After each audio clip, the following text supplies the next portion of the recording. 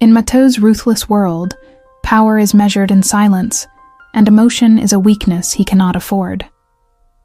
At his best friend's wedding, amidst a ceremony of calculated perfection, his universe of absolute control is fractured by an unexpected flaw. Clara, the bridesmaid who arrives late, bringing with her a beautiful chaos and a vulnerability he hasn't felt in years. She is a restorer of rare books, a woman who lives to mend what time has broken. He is a man who breaks everything he touches. Their meeting is a collision of two worlds, one of light and one of shadow, one of creation and one of destruction. A dance in the moonlight ignites an obsession, and Mateau, who commands an empire, decides he must have her. But to enter her world, he cannot use force. He needs a pretext, a legitimate reason to get close to the only person who has awakened something inside him. And he finds it in a priceless, damaged ancient book. This is a story about a dangerous man captivated by the one woman who can see past his facade, and a quiet woman faced with the most perilous choice of her life: to fix the book, or to try and save the man. Hello, and welcome. Before we dive into tonight's story, we'd love to feel your presence. Let us know in the comments which city or country you're watching from, and just say hello so we know you're here with us. We love seeing how far our stories travel, and if you're new here, or haven't yet, please be sure to subscribe to the channel to become part of our community and never miss a chapter. Now settle in. Take a deep breath. Our story begins. The air in St. Michael's Cathedral was a carefully constructed lie. It was meant to smell of reverence, of ancient stone, melting beeswax, and the cloying sweetness of 1,000 white lilies suffocating in the heat. But to Mateau, it smelled only of obligation. He sat in the front pew, a figure carved from stillness, his dark suit a void against the riot of color pouring through the stained glass windows. This wasn't a church, it was a theater, and he was its most unwilling and most powerful spectator. His world was not one of light and organ music. It was a realm of shadows, of whispered conversations in soundproofed rooms, of ledgers where names were assets and debts were paid in currencies far more valuable than cash. Power, for him, was a silent, heavy coat he never took off. It was in the way the other guests, powerful men in their own right, with empires of steel and concrete, avoided his gaze. It was in the subtle, deferential dip of a politician's chin from across the aisle. They were all here for the wedding of his best friend, his right hand, Luca, but their respect was aimed at him. It was a constant, exhausting performance of control. He felt a muscle in his jaw tighten, a minute rebellion he instantly suppressed. He despised weddings. They were a parade of forced sentimentality, a garish display of a vulnerability he had surgically removed from his own life years ago. He watched Luca at the altar, a good man, a loyal man, looking uncharacteristically nervous. A small alien part of Mateau felt a flicker of something akin to affection, but he buried it immediately. Affection was a liability. The organ, which had been murmuring a prelude, swelled into the grand familiar march. The heavy oak doors at the back of the cathedral swung open, and the procession began. Bridesmaids, one by one, floated down the aisle in gowns the color of a twilight sky. Each one was perfect, poised, their smiles as practiced and symmetrical as the floral arrangements lining the nave. Mateau's gaze swept over them, cataloging, dismissing. They were beautiful, interchangeable dolls. He registered them not as women, but as part of the pageantry. But his count came up short. There were 5 bridesmaids at the altar. There should have been 6. A low murmur, like the rustle of dry leaves, skittered through the pews. A flaw in the perfect tapestry of the day. A loose thread. Mateau felt a prickle of irritation. Luca's new wife, Amelia, was a perfectionist. This small disruption would be a source of private fury for her. Mateau's mind, ever the strategist, began calculating the source of the failure. A broken-down car? A trivial act of rebellion? It was an insignificant detail, yet it grated on his need for absolute order. The bride began her long walk, a vision in lace and pearls, and the guests rose to their feet. But just as Amelia reached the halfway point, a sound broke the sacred rhythm of the march. It was not a loud sound, but it was so profoundly out of place that it sliced through the cathedral's atmosphere like a shard of glass. It was the frantic, desperate squeal of the ancient oak door hinge, followed by a sharp gasp of air. Every head, save for those in the wedding party, turned. Mathieu's gaze, cold and analytical, snapped to the entrance. And then he saw her. She wasn't an entrance. She was an impact. A beautiful, chaotic collision with the day's suffocating perfection. This, he knew instantly, was the missing bridesmaid. She stood frozen on the threshold, her body a testament to a battle lost against time. The twilight blue dress was rumpled. The delicate fabric creased in a way that spoke of a frantic rush, not a leisurely morning of preparation. A single dark curl had sprung free from her elaborate hairstyle, clinging to the damp skin of her temple. Her chest rose and fell in ragged, visible breaths. Her cheeks were not delicately blushed, but flushed with the raw, vibrant red of exertion and mortification. She held a small bouquet of lilies in a white-knuckled grip, as if it were the only thing anchoring her to the ground. But it was her eyes that seized him. They were wide, the color of warm whiskey, and they were swimming with a panic so pure and unguarded it felt like a violation to witness it. They darted across the sea of staring faces, a hunted animal searching for cover. For the first time in what felt like a lifetime, Mathieu felt something stir within him that he did not control. It was not desire, not in the simple, predatory way he understood it. It was a jolt of recognition. In a room filled with masks, she was devastatingly, incandescently real. Her chaos was more beautiful than all the calculated perfection of the ceremony. It was a single true note in an orchestra of lies. He, who could command a room with a subtle shift in his posture, found himself utterly still. He forgot the music. He forgot the bride, his friend, the 100 powerful enemies and allies surrounding him. His entire world, a vast and intricate chessboard, had shrunk to the space she occupied. He could feel the frantic thumping of her heart from 50 feet away. He could almost taste the coppery tang of her panic on his tongue. She seemed to shrink under the weight of 100 gazes, her shoulders hunching slightly. Then, with a visible swallow, she forced herself into motion. Head down, her focus locked on the marble floor as if her life depended on it, she began a half-run, half-walk along the side aisle, a shadow trying to merge with the stone walls. She wasn't trying to make an entrance, she was trying to erase the one she'd already made. He watched her every move. He noted the slight, almost imperceptible tremor in her hands as she finally reached the front and slipped into the empty space at the end of the bridal line. She kept her head bowed, her chin tucked, her entire being radiating a desperate wish to become invisible.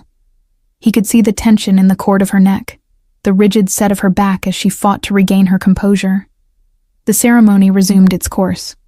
The priest spoke of union and sanctity. Vows were exchanged in clear, rehearsed voices. Rings, cold and golden, were slid onto fingers. Mathieu heard the words, but they were a distant hum, the soundtrack to the silent film playing out in his mind. His focus remained locked on the woman in blue.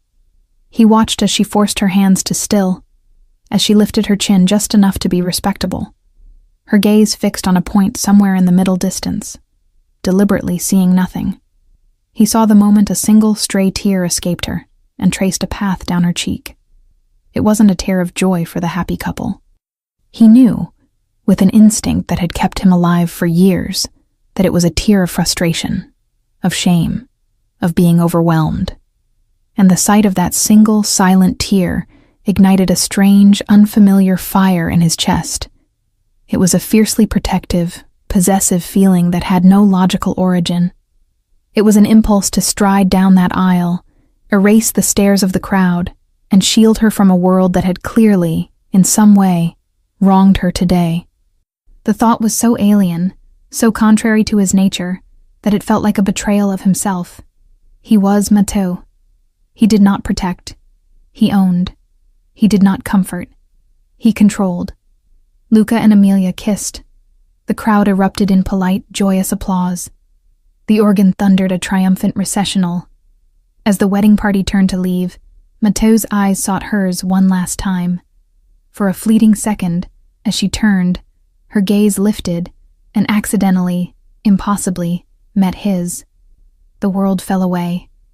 The noise, the people, the lilies, it all dissolved into a meaningless blur. In that fraction of a second, he saw it all again, the panic, the fragility, the fight. But he saw something else, too. A flicker of profound depth, a resilience buried beneath the surface of her distress. Then, as quickly as it happened, she looked away, a fresh wave of color rising in her cheeks as she realized she had been caught staring at the man in the front pew. She disappeared down the aisle with the rest of the procession, swallowed by the crowd. But her image was burned onto the back of his eyelids. The chaos, the flush on her skin, the single defiant curl, the whiskey-colored eyes that had seen him for one terrifying second. The ceremony was over. But for Matteo, something had just begun. The flaw in the day's perfection was no longer an irritation. It had become an obsession. He rose from his seat, his movements as smooth and deliberate as always, but inside, a tectonic plate had shifted. The silent, ordered world he had so carefully constructed had been fractured, and he knew, with absolute certainty, that he would not rest until he knew the name of the woman who had shattered it. The reception was held at a sprawling country club, a place so manicured and pristine it felt sterile. Crystal chandeliers dripped light onto tables laden with towering floral arrangements and gleaming silverware. The air hummed with the forced cheerfulness of cocktail hour, a symphony of clinking glasses, polite laughter, and the low thrum of a string quartet playing something forgettable in the corner. For Matteo, the change of venue did nothing to alter the suffocating atmosphere. It was the same theater, just a different stage. He stood near a set of French doors that opened onto a terrace, a glass of untouched whiskey in his hand. The cold, solid weight of the crystal was a familiar anchor in a sea of meaningless social rituals. People orbited him, their paths carefully calculated. They would approach with feigned casualness, offer congratulations for Luca, and then attempt to pivot to business. He deflected them all with a quiet word, or a look so devoid of warmth it could freeze steam. He was a master of building invisible walls. But tonight, his walls had cracks. His gaze swept the ballroom, not with its usual strategic assessment, but with a singular predatory focus. He was scanning for a splash of twilight blue. He found her standing near the behemoth of a wedding cake, partially obscured by a potted fern. Clara. He had learned her name from Luca in a brief, clipped exchange. Clara, Amelia's cousin, always running on her own time. Luca had said it with a shake of his head, a fond annoyance. To Matteo, the name felt quiet and simple, a stark contrast to the beautiful disarray of the woman herself.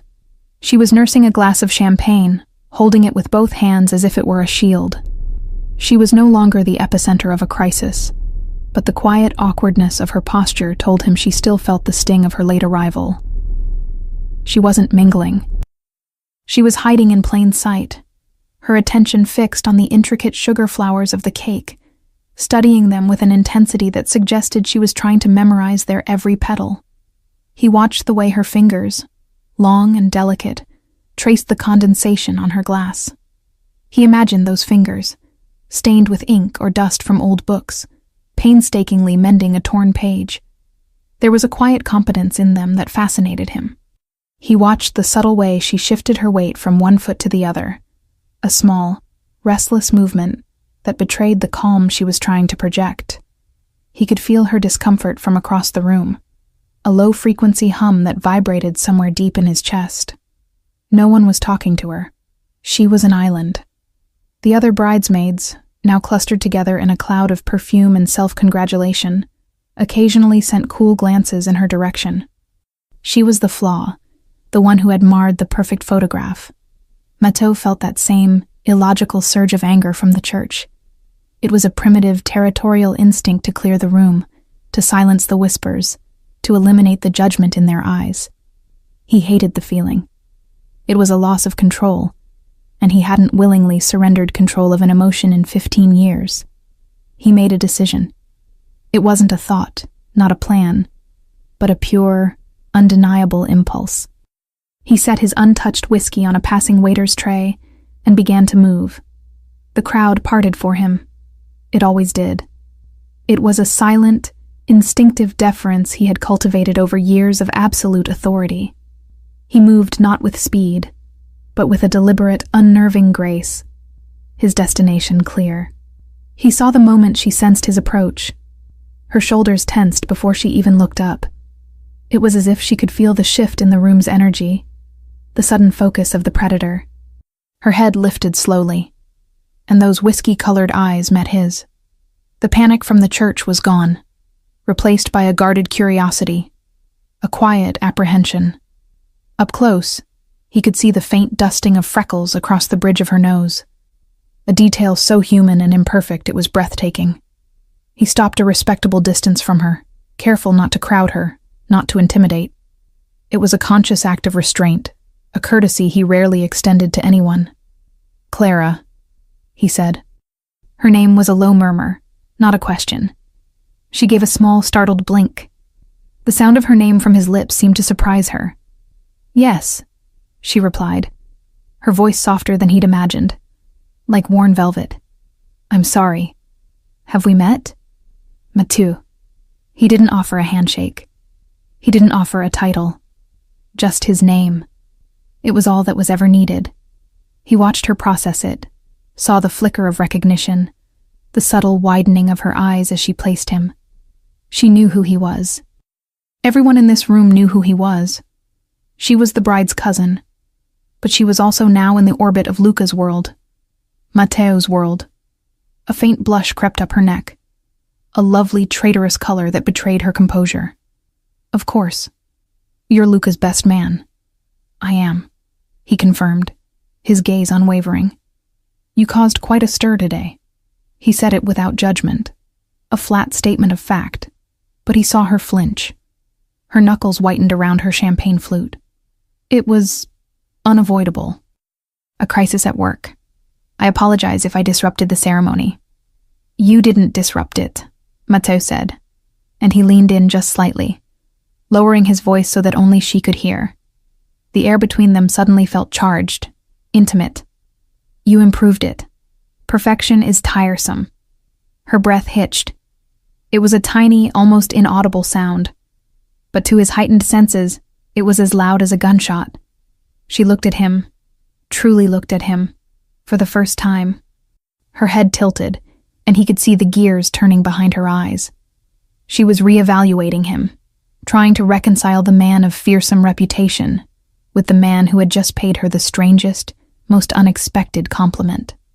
I don't think Amelia would agree with you," she stammered, a ghost of a smile touching her lips. It was a small, nervous gesture, but it transformed her face, softening the edges of her anxiety.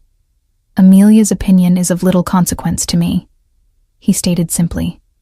The honesty of the remark, so blunt and out of place amidst the evening's polite fictions, seemed to disarm her completely. A comfortable silence fell between them. It wasn't empty. It was filled with the things they weren't saying. He wanted to ask what kind of crisis could make a woman like her late for her cousin's wedding. He wanted to know what she did for a living that could command such urgent devotion. He wanted to trace the line of that escaped curl on her temple. She broke the silence first. "Thank you," she said, her voice barely a whisper. "For what? For not looking at me like I'm a mess."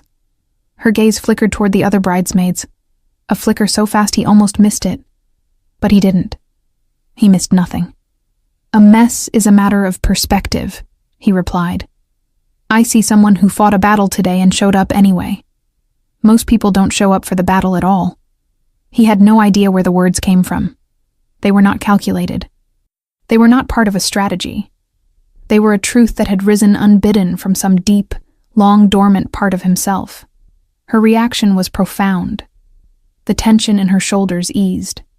The guarded look in her eyes softened into something warmer, something vulnerable. It was as if his words had given her permission to breathe, He had spent his life making people breathless with fear. He was discovering, in that moment, that making one person breathe with relief was a far more potent form of power. And it was a power he found, to his own astonishment, he wanted to wield again and again. Only for her. The string quartet had been replaced by a live band, and the music shifted from polite background noise to a persistent rhythmic pulse that vibrated through the polished floorboards. The ballroom was louder now, fuller, the initial restraint of the guests dissolving under the influence of expensive wine and the illusion of safety. Couples were beginning to drift toward the dance floor, moving in prescribed, elegant circles under the chandelier's cold light. Matteau had not moved. He remained by Clara's side, a silent sentinel.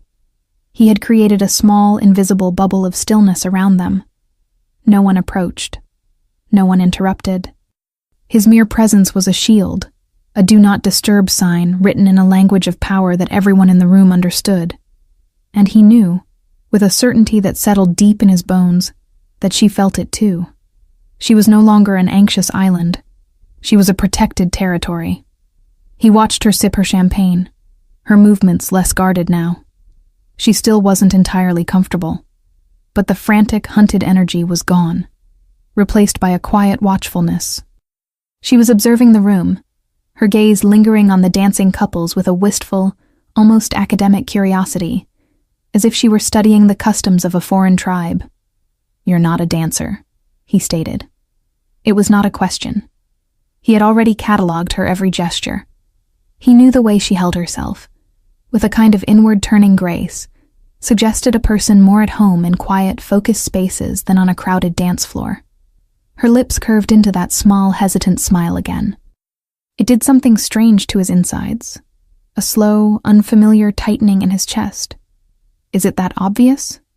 "You watch them like you're reading a book," he said, trying to understand the structure, the unspoken rules. Her eyes widened slightly, and she turned her full attention back to him. The look she gave him was one of genuine surprise, of being seen in a way she did not expect. "That's remarkably accurate. My work involves finding the story beneath the surface. I suppose it becomes a habit." The opening was there.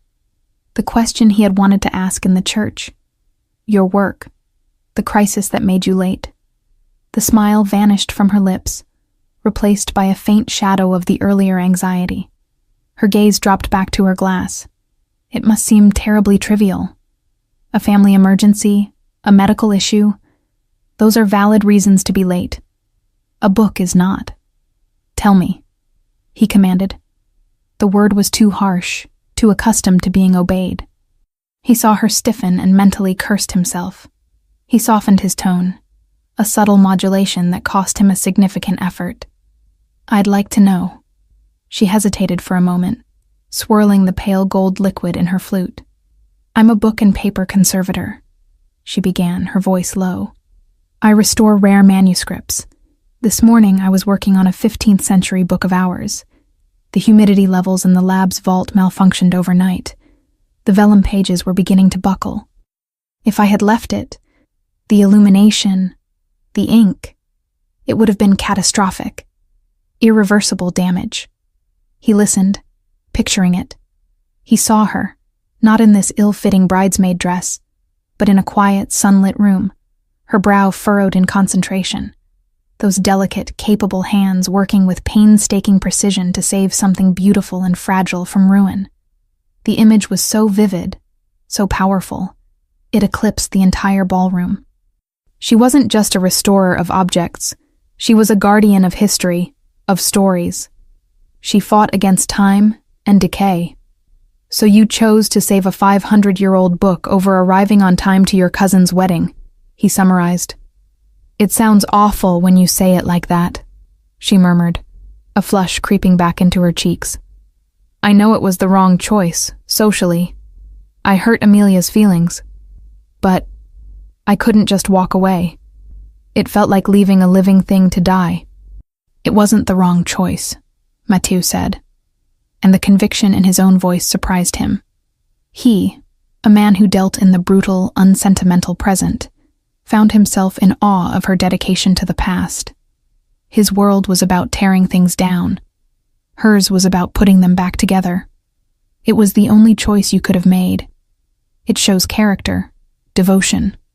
Her eyes, whiskey warm and searching, locked with his. The polite conversation had evaporated. They were in a different territory now, a place of unexpected, raw honesty. She saw something in his face, an intensity that was both frightening and compelling, and she didn't look away. It was Luca who broke the spell. He appeared at Mathieu's elbow, his face flushed with champagne and happiness. "There you are, hiding in the corner. I need to steal my best man for a toast." He then smiled warmly at Clara.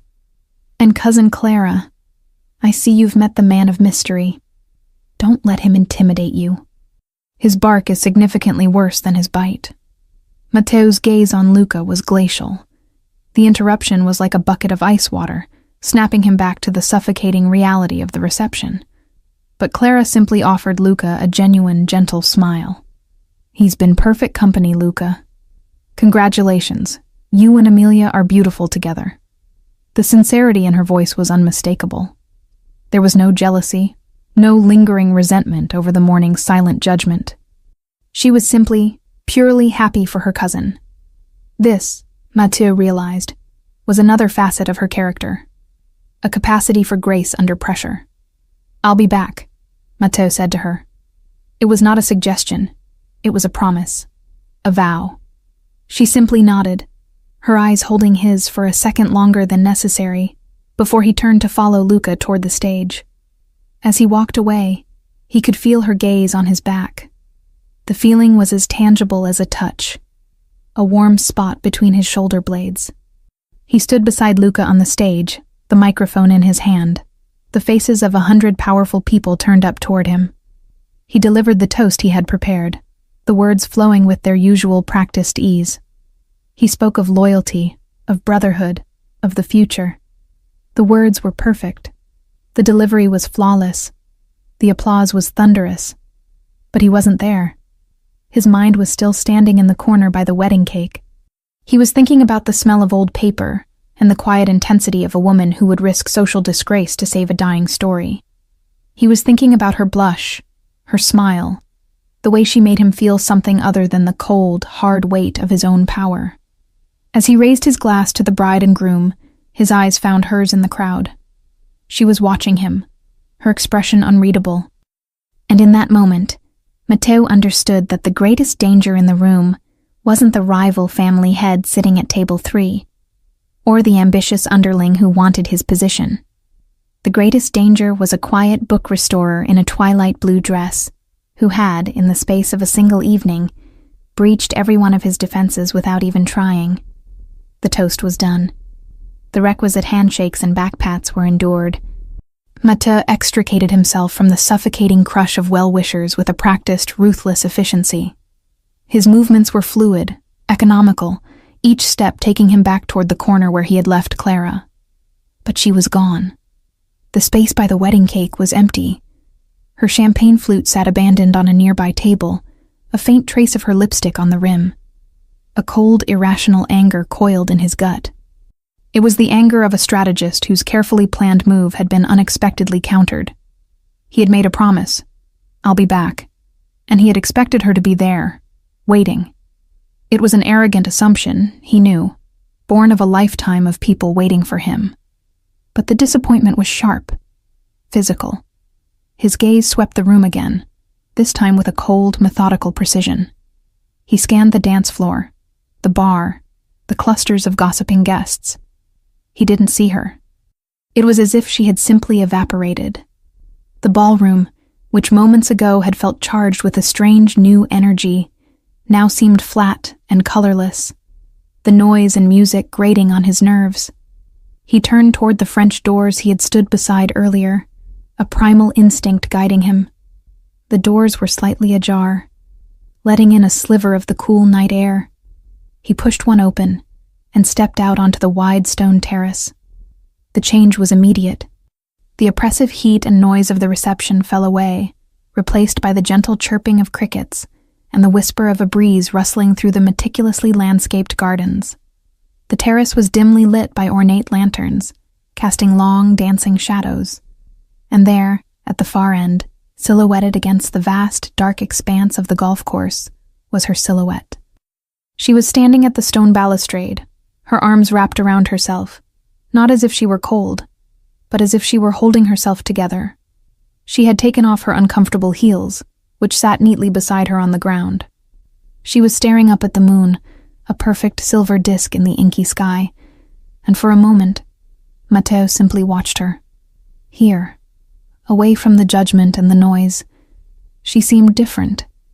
The anxious energy had settled, replaced by a profound and lonely stillness. He could see the elegant line of her neck, the gentle curve of her spine.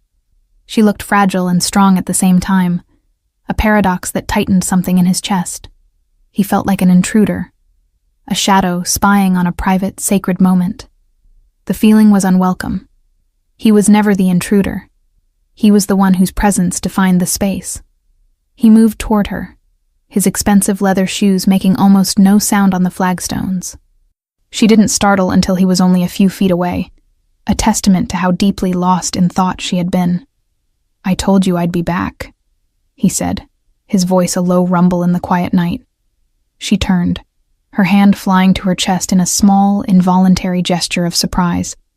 "Mathieu, I just needed some air. It was getting a little loud in there." "I know." He came to stand beside her at the balustrade, not too close, but near enough that he could feel the faint warmth radiating from her. He could smell her scent, not perfume, but something far more subtle and intoxicating.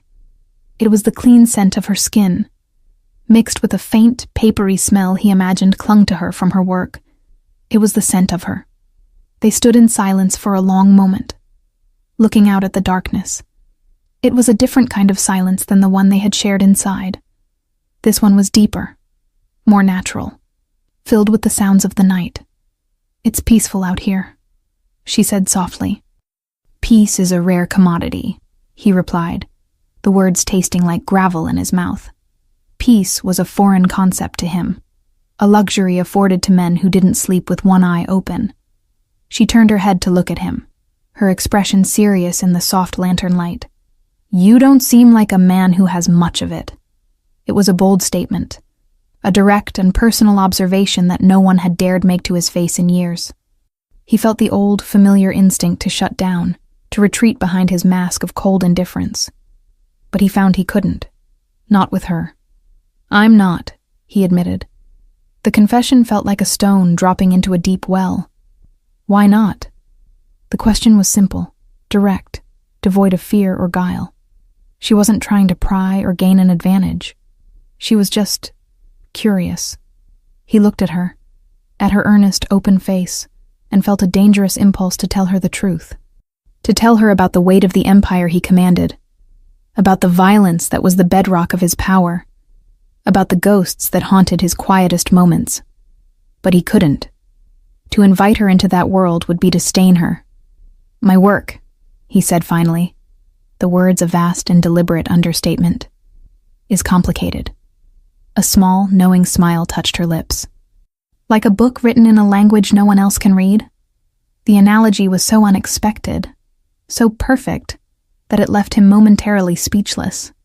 She saw his world not as a battlefield, but as a text, a complex, coded narrative. In one sentence, she had shown more understanding than anyone in his entire life. "Something like that," he conceded, his voice hoarse. She turned back to the view, her arms still wrapped around herself. "I think I can understand that. Sometimes when I'm working on a manuscript, I'm the only person in the world who knows its secrets. The notes scribbled in the margins by a monk 5 centuries ago, the tiny flaws in the parchment, the reason a certain passage was crossed out. It's a very solitary feeling, to be the only one who knows the whole story." He was staring at her profile, at the way the moonlight caught the curve of her cheekbone. He had built his entire life on being the only one who knew the whole story. He had always considered it a position of ultimate strength. But hearing her describe it, He heard the echo of its true name for the first time. Loneliness. "What is your story, Clara?" he asked, the question slipping out before he could stop it. It was too personal, too direct. She gave a soft, self-deprecating laugh. "My story? Oh, it's not very exciting. It's quiet and dusty and filled with things most people have forgotten." "I don't believe that," he said, his voice intense. "I think your story is about saving things. And there is nothing more exciting or more important than that." She was silent. He watched as a wave of emotion washed over her face. Surprise, confusion, and something else.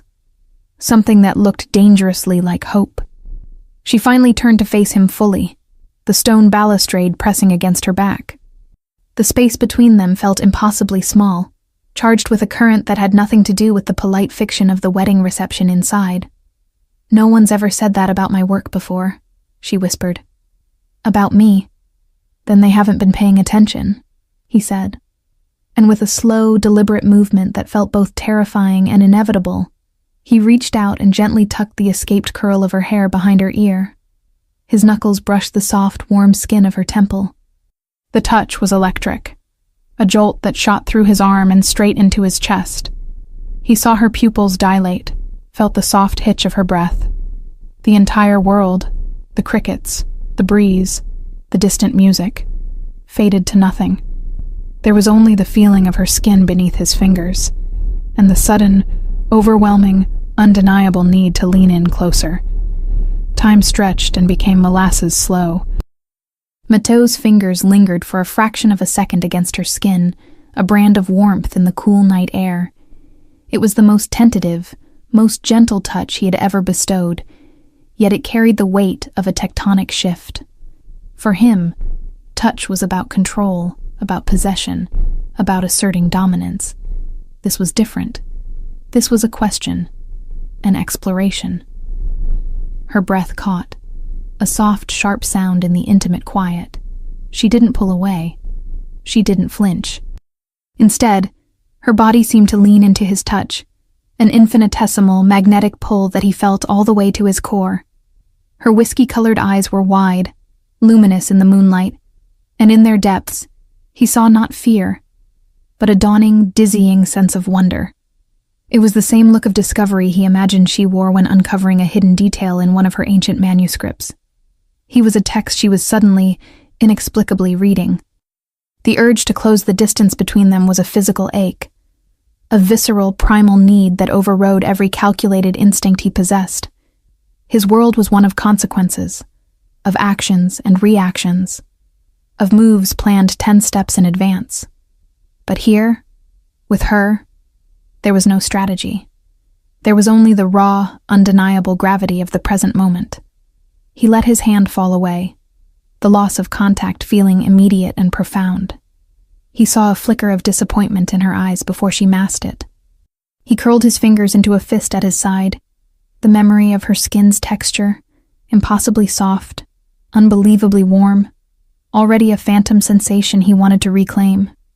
I should go back inside," she whispered, but she made no move to leave. Her voice was unsteady, a fragile thread in the charged silence.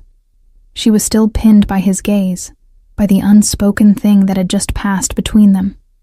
"Why?" he asked, his voice low and rough. He didn't want her to go. He wanted to keep her here, in the moonlight, in this bubble of stolen time where the rules of his world didn't seem to apply. "My cousin. The bridesmaids. They'll wonder where I am." Her reasons sounded hollow, like excuses she was feeding herself, trying to rebuild the wall he had just effortlessly breached. "Let them wonder," Mathieu said, and the words were a quiet dismissal of her entire world of social obligation. He was offering her an escape, a temporary asylum in his own territory of defiance. For a man who offered nothing for free, it was an unprecedented gift.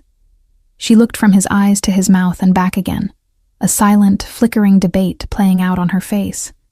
He could see the war within her, the ingrained habit of doing the right thing, of being the good cousin, the reliable one, versus this new, terrifying, and exhilarating possibility.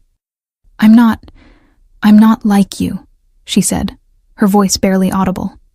"I can't just dismiss people. Obligations." "I know," he said softly. And that was the entire point. She was everything he was not. She was light to his shadow, creation to his destruction, duty to his dominance.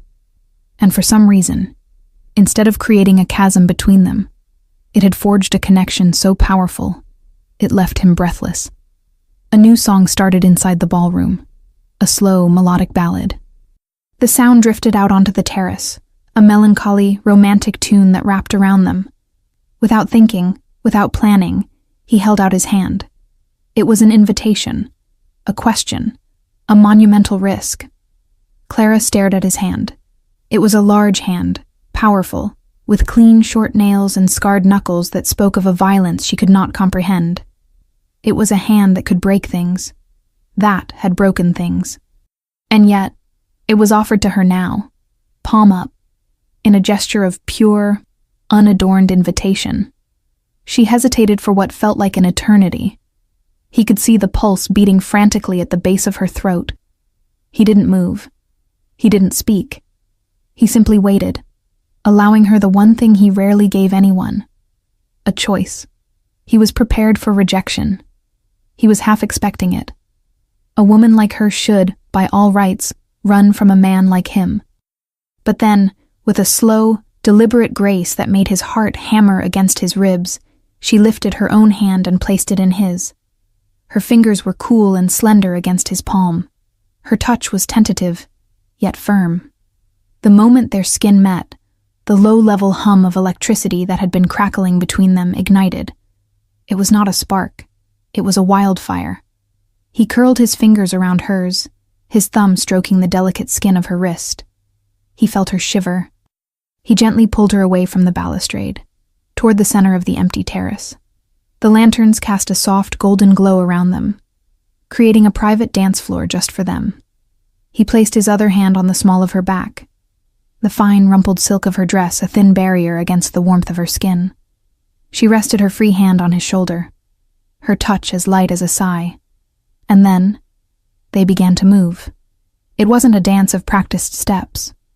It was a slow, simple sway, a shared rhythm guided by the melancholy music and the silent, thunderous beating of their own hearts. He led, she followed, their bodies moving together with an ease that felt both new and ancient. He held her with a careful reverence, terrified that if he held on too tightly, this beautiful, fragile creature would shatter in his arms. He looked down at her. Her head was bowed slightly, her gaze fixed on the lapel of his suit. He could see the long, dark sweep of her lashes against her cheek. He could smell that intoxicating, unique scent of her. For the first time, he felt a moment of something that resembled peace. It was not the absence of conflict, but the presence of her. He had orchestrated 1,000 power plays, negotiated 100 treaties, ended a dozen wars. But none of it, had ever felt as significant as this. Holding this woman in his arms, under the moon, swaying to a forgotten song. He realized with a terrifying clarity that he was no longer the one in control.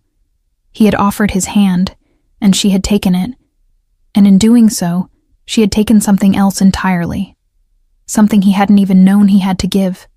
The song ended.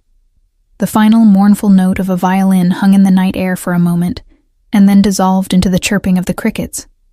But they didn't stop moving. For a few heartbeats, they continued their slow, silent sway, caught in the melody's wake, unwilling to break the spell. Matteo was the first to still. He had to. The intimacy of the moment was becoming a physical presence, a third entity in the space between them. It was too much, too fast. His mind, the cold, calculating engine that had ensured his survival for 3 decades, was screaming at him.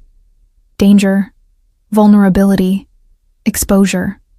He slowly, reluctantly, loosened his grip, his hand sliding from the small of her back. He kept hold of her hand, though. The thought of completely breaking the physical connection was unbearable. Her hand felt small and impossibly fragile in his.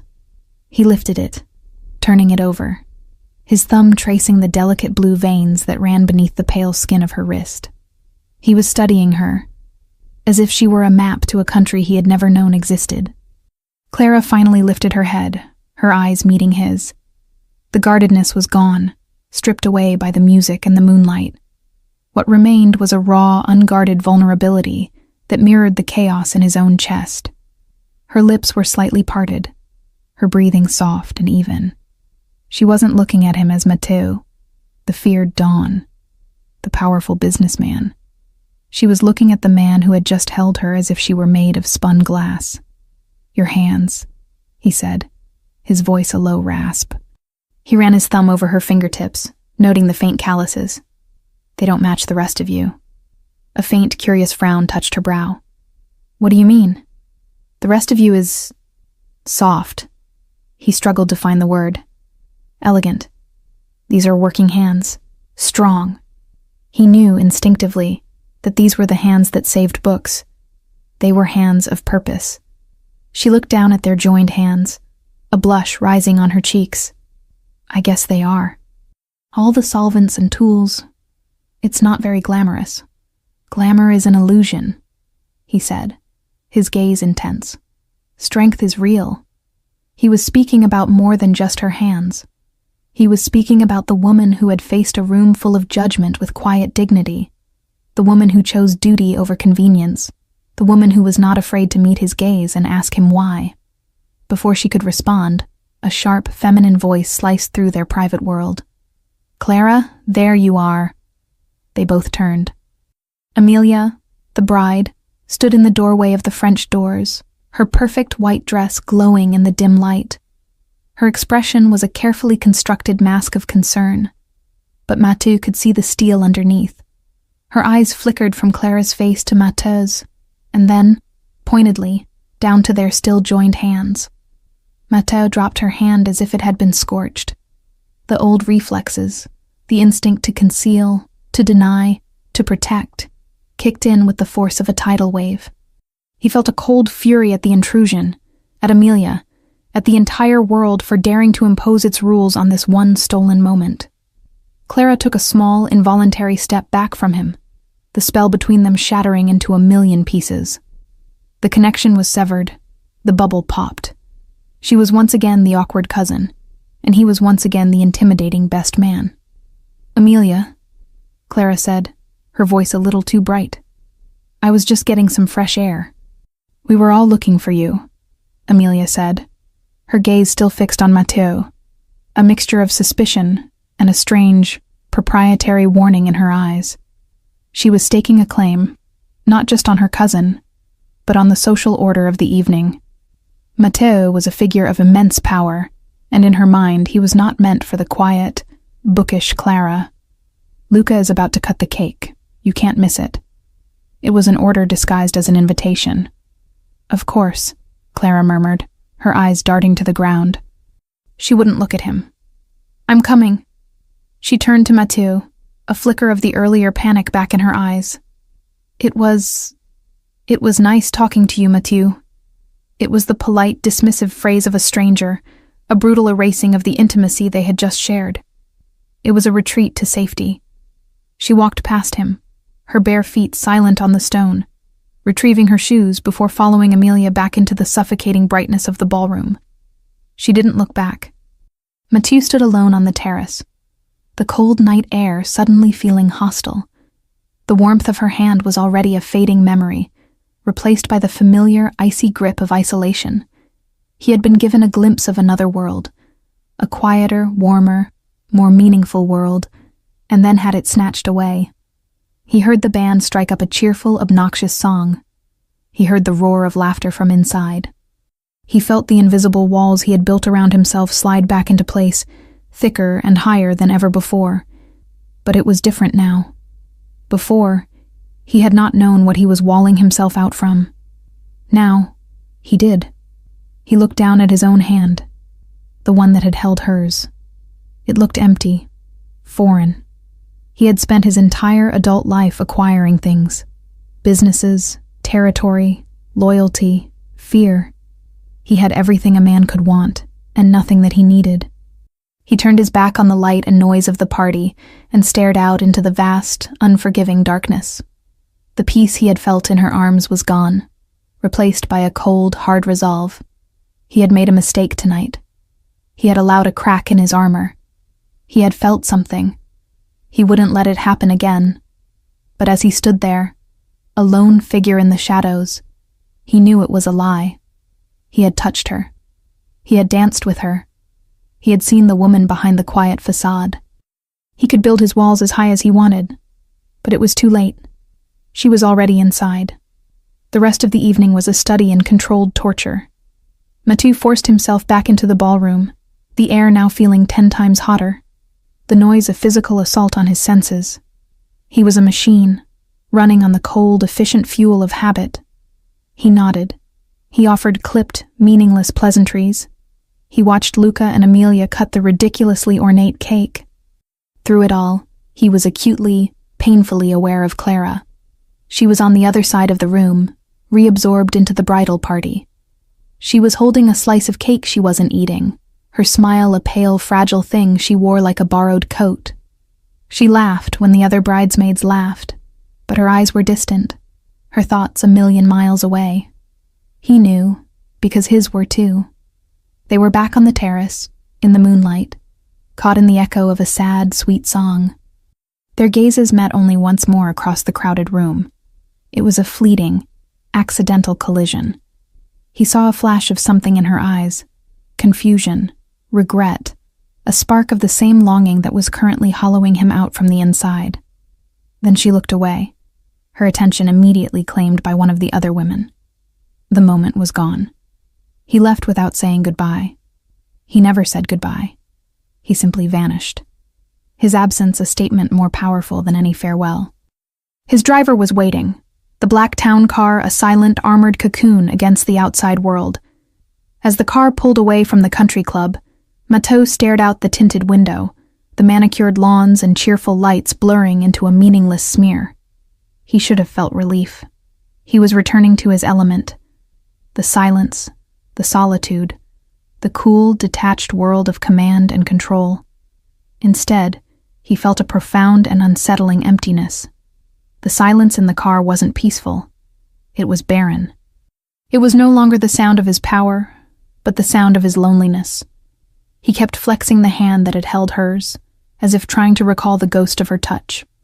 The next 2 days were a descent into a familiar hell, but one that now felt different.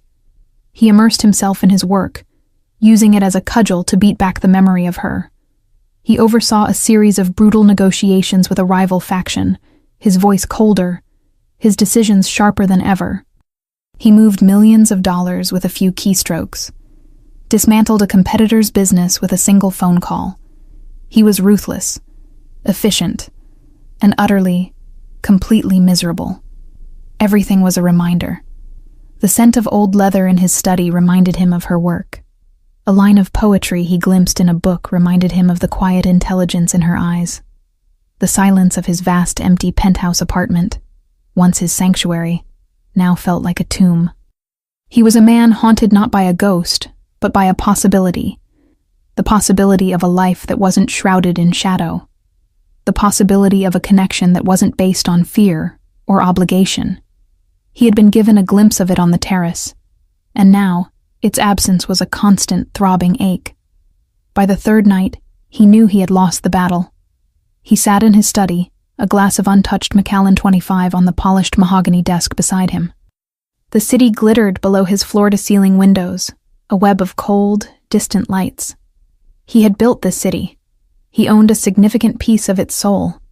And yet, he felt like a stranger in his own kingdom. He had told himself he would not make the mistake of feeling something again. He had lied. The feeling wasn't gone. It had taken root. It was growing in the darkness, a tenacious, stubborn vine, and its name was Clara. He had a choice. He could do what he always did. Sever the connection. Erase her. Use his vast resources to ensure their paths never crossed again. It would be the smart move. The safe move. It would be a return to the controlled, numb existence he had perfected. Or he could do the other thing. The reckless, insane, illogical thing. He could see her again. The internal debate wasn't a debate at all. It was an inevitability he had been resisting for 72 hours. He opened a drawer in his desk and pulled out a slim, encrypted burner phone. He dialed a number from memory. It was answered on the first ring. Yes? The voice on the other end was clipped, professional. It belonged to a man known only as the Ghost, his top investigator, a man who could find anyone, anywhere, and procure any piece of information without leaving a trace. I have a name, Matteau said, his voice flat, betraying none of the turmoil inside him. Clara Ricci, cousin of Amelia Sterling, the bride from Saturday. I want everything.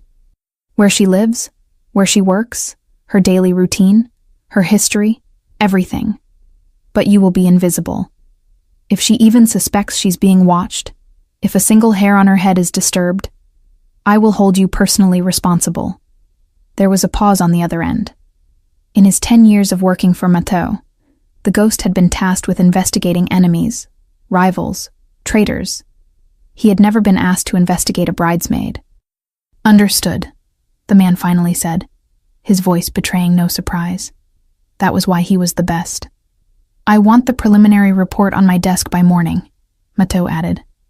By morning, the Ghost confirmed. Matteau ended the call and tossed the phone back into the drawer. He leaned back in his leather chair and finally picked up his glass of scotch. He took a long, slow drink, the fiery liquid doing nothing to warm the cold knot in his stomach. He was crossing a line. He knew it. This wasn't business.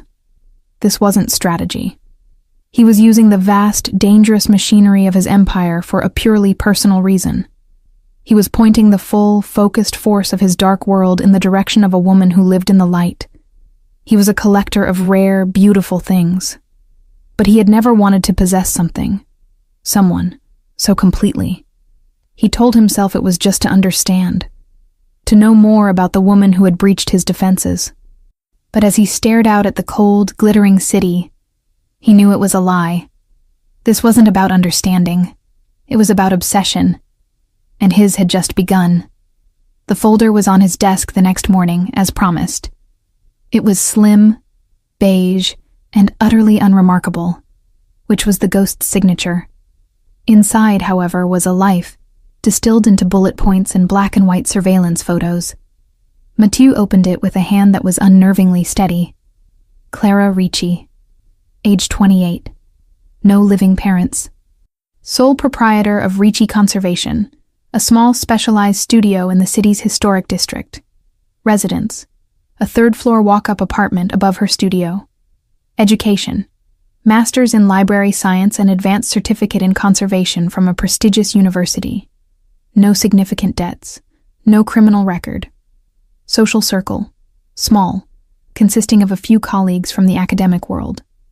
The report was a sketch of a quiet, orderly life, a life of discipline and solitude. He saw a photo of her leaving her studio, a canvas tote bag slung over her shoulder, her brow furrowed in thought. Another showed her at a local market, carefully selecting vegetables, her expression serene. She looked content, at peace in her small, meticulously curated world, a world utterly alien to his. The report concluded with her daily routine. Open studio at 9 a.m.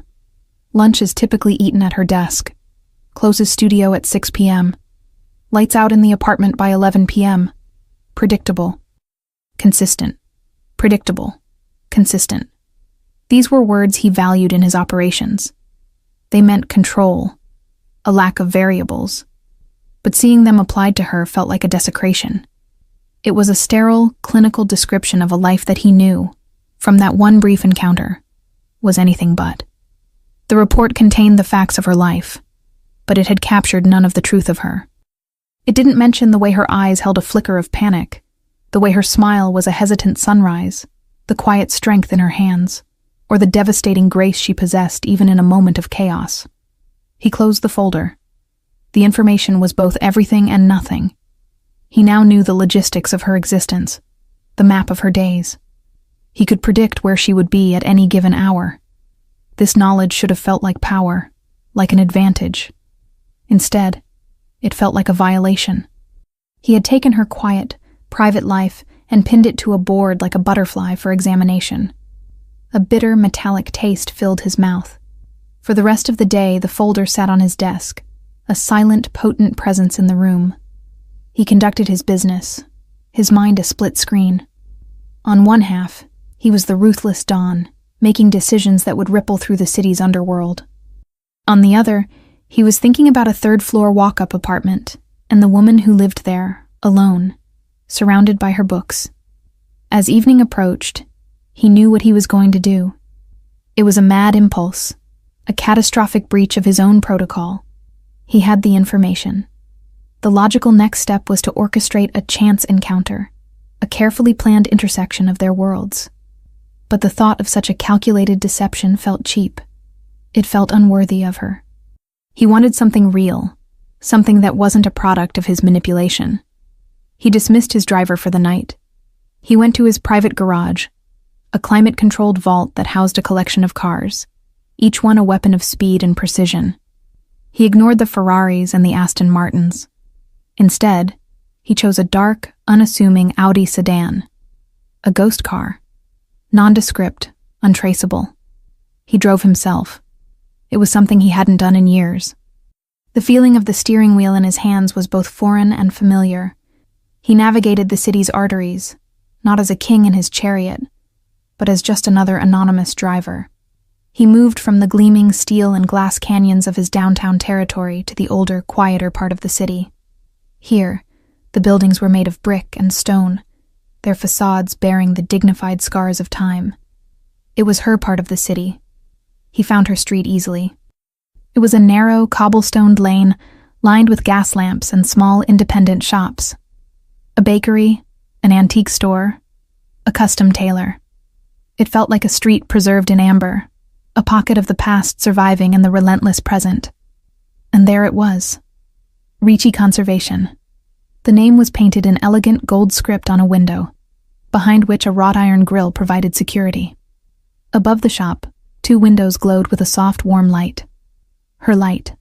He parked across the street, in the deep shadows of an old oak tree, and cut the engine. And then, he just watched. He told himself this was reconnaissance, a strategic assessment. But it was a lie. He was a pilgrim who had traveled to a shrine. For nearly an hour, nothing happened. The light in her windows was a steady, golden beacon in the gathering dusk. He wondered what she was doing. Reading, mending a book, making dinner. The quiet, domestic nature of the images that came to mind was a stark, painful contrast to his own life. His evenings were spent in sterile silence, or in loud, smoke-filled rooms where loyalty was a currency and betrayal was always a possibility. Then, he saw her. Her silhouette appeared in one of the windows. She was watering a small plant on the windowsill. It was a simple, mundane act. But watching her, haloed by the warm light of her apartment, Matteau felt as if he were witnessing a profound cosmic event. He watched the gentle tilt of her head, the careful way she held the watering can. Even in this small gesture, there was a sense of purpose, of nurturing. She finished with the plant and stood for a moment, looking down at the street. He instinctively shrank back in his seat, his heart pounding with the ridiculous fear of being seen. But her gaze was unfocused, distant. She wasn't looking for anything, or anyone. She was just being, a quiet moment of contemplation. And in that moment, he understood the depth of his folly. He was a creature of the night, a man who thrived in the shadows. He was sitting here, in the dark, spying on a woman who lived in the light. To bring her into his world would be to extinguish that light, to tarnish her quiet grace with the inescapable filth of his own life. The most dangerous thing for her was not his enemies, but him, his interest, his obsession. The thought was like a shard of ice in his chest. For the first time, he considered what was best for her, not what he wanted. And what was best for her was for him to turn the car on, drive away, and never, ever come back. to burn the folder on his desk and erase her from his memory. It was the only honorable thing to do. He put his hand on the ignition, his jaw tight with resolve, but he didn't turn the key. His hand fell away. He couldn't do it. The selfishness that had been his greatest strength was now his most profound weakness. He wanted her. It was a truth that was beyond honor, beyond logic. It was a deep, primal ache. He might be the poison, but he was a man dying of thirst, and she was the only water he had seen in a decade. He watched her turn from the window, her silhouette disappearing back into the warmth of her apartment. The light stayed on. He sat there in the darkness for another hour, a silent guardian, a patient predator, a lost man staring at a window, utterly and completely undone. The next morning, Mathieu woke before dawn from a restless, dream-filled sleep. The images of the night before were seared into his mind. The warm, golden rectangle of her window, her gentle silhouette, the impossible chasm between his world and hers. The resolve he'd felt in the car, the cold, hard knowledge that he should stay away, had evaporated in the harsh light of day, leaving behind only the raw, undeniable engine of his obsession. He would not stay away. He simply had to find a different way in. Manipulation was his art form. He could orchestrate a corporate takeover or a political alliance with the subtle precision of a watchmaker. But this felt different. To approach Clara with a calculated lie felt wrong. It would be starting their story on a foundation of deceit, and some instinct told him that whatever he built with her had to be on solid ground, even if that ground was treacherous. He needed a pretext, a legitimate reason for their paths to cross, a reason that came from her world, not his. He sat in his study, the beige folder open on the desk. He reread the details of her life, not as an investigator, but as a cryptographer searching for a key. Ricci Conservation. Specializes in rare manuscripts and incunabula. Deals with private collectors, universities, museums. And there it was, a door. Not one he could kick down, but one he might be able to unlock. His family, for all its bloody history, had a deep-rooted, almost paradoxical appreciation for the past. They were destroyers of men, but preservers of art. Over the generations, the Moretti family, he used his mother's family name for his legitimate enterprises, had amassed a vast and priceless collection of art, artifacts, and, he vaguely recalled, rare books. The collection was housed in a private, climate-controlled vault at his country estate, an untouchable hoard of cultural treasures acquired through means both legitimate and less so. He rarely paid it any mind. It was a legacy, an asset, nothing more. Until now. He made another call on the burner phone. Not to the ghost, but to a different kind of specialist. A man named Mr. Alistair Finch, the elderly, semi-retired curator who managed the Moretti collection. Finch was one of the few people who knew the full extent of Mathieu's holdings, a man of impeccable discretion and encyclopedic knowledge. "Mr. Finch," Mathieu said when the old man answered, his voice a dry rustle of paper. "I require an inventory of the oldest texts in the collection. Anything pre-16th century. Specifically, I'm looking for something damaged, something in need of expert restoration." There was a long pause. Mathieu could almost hear the gears turning in the old curator's mind. "An interesting request, Mr. Moretti. May I ask the reason for this sudden interest in conservation?" "You may not," Mathieu replied, his voice leaving no room for argument. "Just find me a book, something valuable, something fragile, and something that would require the best in the field." "I see," Finch said, the slightest hint of understanding, and perhaps disapproval in his tone. "I believe I have just the thing. The Sforza Book of Hours, mid-15th century. The vellum is suffering from significant acid degradation, and the pigment on several of the miniatures is flaking. It's a tragedy. It's been on my list of concerns for years." Mathieu felt a jolt, a flicker of what felt like fate. A Book of Hours. The same type of manuscript Clara had been saving on the day of the wedding. It was perfect. "That will do. Matteo said. "Prepare the necessary provenance documents, legitimate ones. List the owner as the Moretti Trust." "And the conservator you have in mind?" Finch asked, though he likely already knew the answer. Matteo allowed himself a small, cold smile. "I will handle that myself." He hung up the phone and felt a surge of something he hadn't felt in a long time. The thrill of a truly high-stakes gambit. This was more complex than any business deal. It was an invasion, but one cloaked in legitimacy. He would be approaching her on her own terms, as a client, offering her a piece of the world she loved. He would be the serpent, but he would be offering her the most beautiful, tempting apple. 2 days later, he walked down the cobblestone lane to her studio. He did not arrive in a Blacktown car.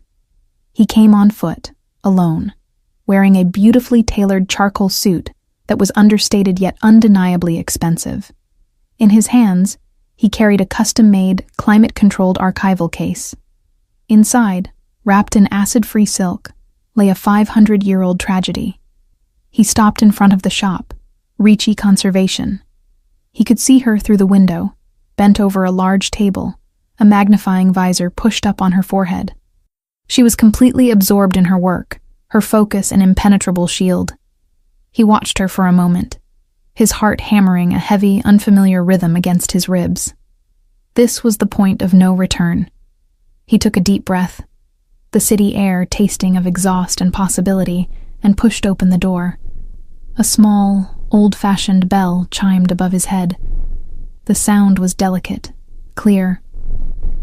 Clara looked up, startled by the interruption. Her eyes widened, first in surprise at seeing a visitor, and then in sheer, unadulterated shock as she recognized him. The color drained from her face, then rushed back in a deep, telltale blush. He saw the flicker of panic, the memory of the terrace, the confusion. "Matteo," she breathed, her voice barely a whisper. She stood up, automatically wiping her hands on her linen apron, a gesture of someone caught off guard. "Clara," he said, his voice calm and level, betraying none of the chaos raging inside him. He gave her a slow, deliberate nod. "I was told this is where I could find the best."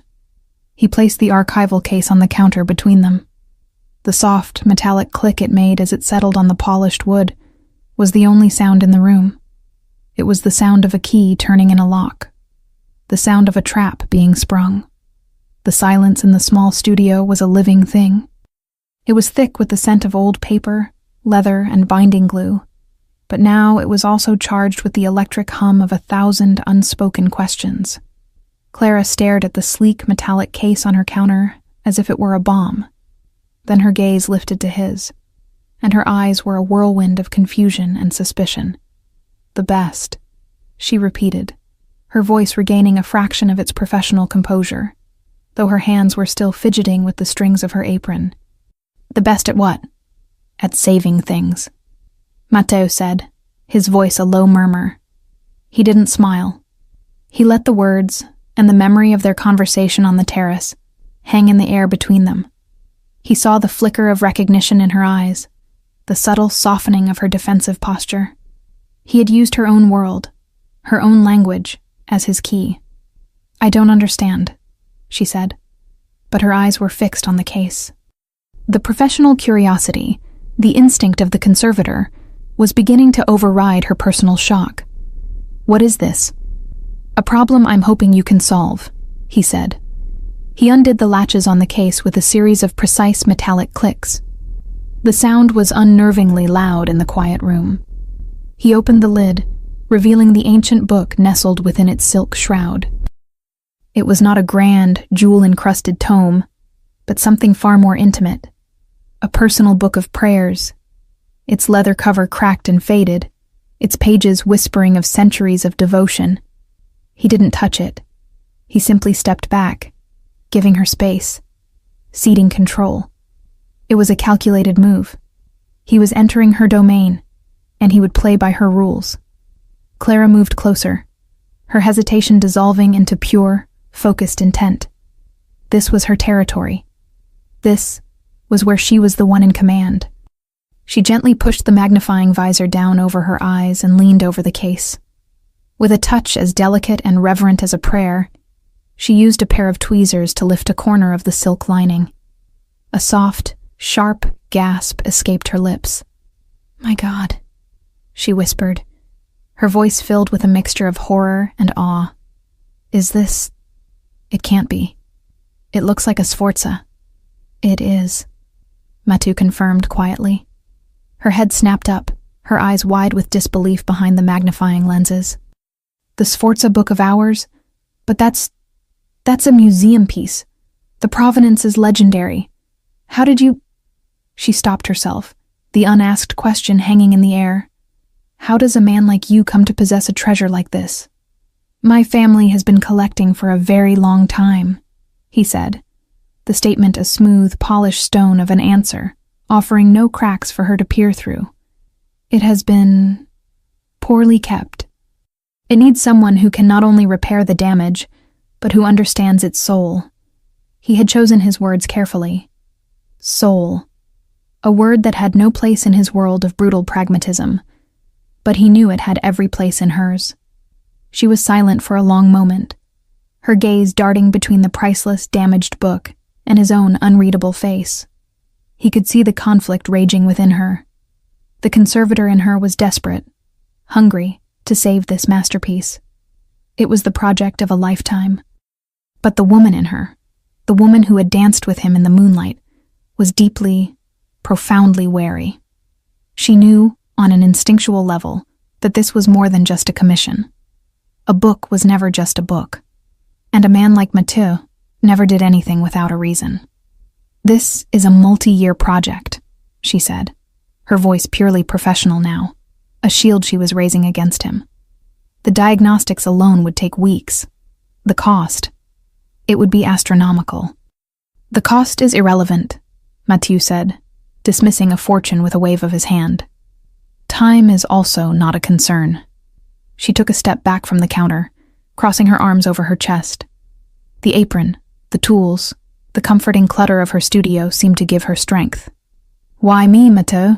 she asked, her voice clear and direct. There was no more evasion.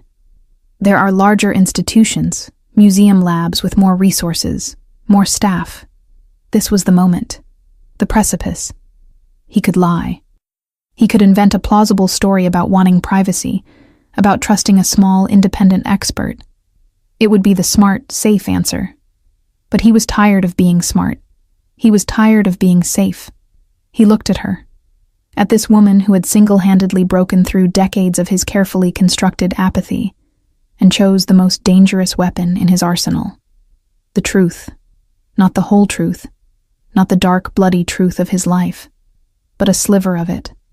The only part that mattered. "Because the other labs are irrelevant," he said, his voice low and intense, closing the distance between them until only the counter separated them. "I am not here for them. I am here for you." Clara's breath hitched.